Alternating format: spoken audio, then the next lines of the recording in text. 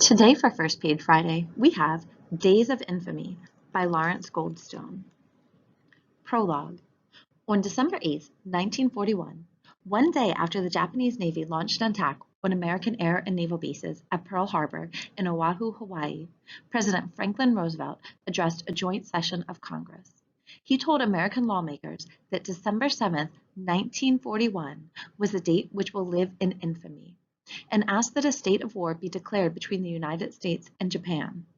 While his denunciation of an unprovoked attack as the two nations were actively negotiating to resolve their differences was certainly justified, 3 years later, December 18, 1944, became another date that has lived in infamy, one about which President Roosevelt was silent.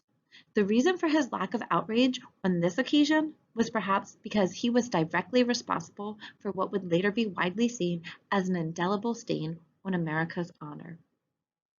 On that day, with the defeat of fascism glimmering into sight, the United States Supreme Court, by a 6-3 vote, ruled that the forced relocation of more than 100,000 Americans, two-thirds of whom were United States citizens, to what government officials themselves called concentration camps, was fully justified under the United States Constitution.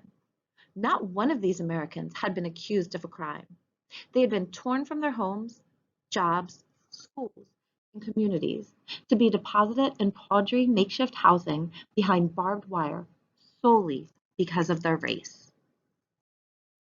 If you want to learn more about the internment camps that America had during World War II, check out Days of Infamy from our library today.